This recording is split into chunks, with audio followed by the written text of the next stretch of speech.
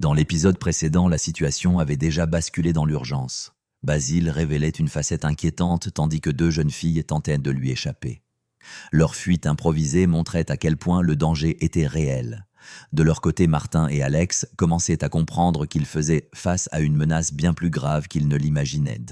Le temps jouait contre eux et chaque décision pouvait devenir irréversible. Dans l'épisode du jour, la tension atteint un niveau critique. Tout commence par des coups de feu sur une route isolée. Les balles touchent la voiture des filles. Un pneu crève brutalement puis le moteur commence à fumer. Le véhicule devient inutilisable. Impossible d'aller plus loin. Le choc est total. Le village le plus proche se trouve à plus de 10 km.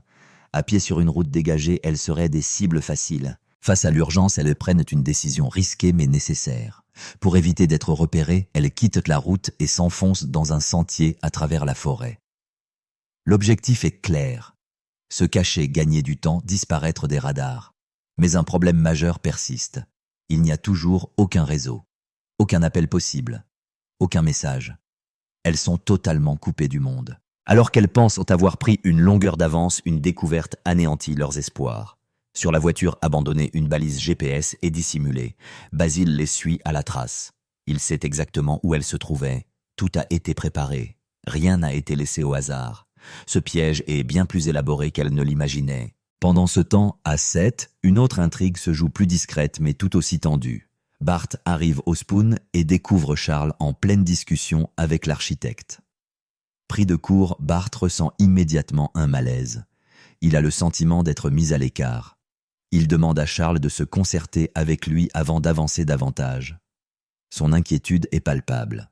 Bart ne cache pas son agacement et pose clairement ses limites. Il refuse que des décisions importantes soient prises sans lui. Retour à la forêt, Basile se prépare à quitter les lieux. Il récupère son arme, son attitude laisse peu de place au doute. Il s'apprête à agir. C'est à ce moment précis que Martin et Alex arrivent. Ils viennent chercher les filles. Leur inquiétude est évidente. Face à eux, Basile affiche un calme déconcertant. Il leur affirme que les jeunes femmes sont parties depuis une vingtaine de minutes.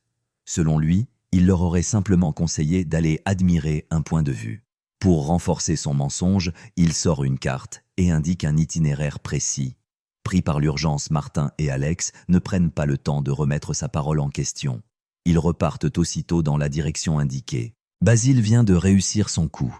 Dès qu'il s'éloigne, il change de comportement. Le masque tombe. Il enfourche sa moto arme en main et prend une toute autre direction, celle où se trouvent réellement les filles. La forêt devient un terrain de traque silencieux. Chaque minute est précieuse. Chaque pas rapproche du danger. Les filles, de leur côté, avancent sans savoir qu'elles sont suivies. La fatigue s'installe, la peur aussi. Elles ignorent que leur poursuivant a désormais le champ libre. Martin et Alex, eux, commencent à réaliser que quelque chose ne colle pas. Le doute s'installe, mais le temps perdu pourrait être fatal. L'épisode s'achève dans une atmosphère lourde et oppressante. Les fils de l'intrigue se resserrent.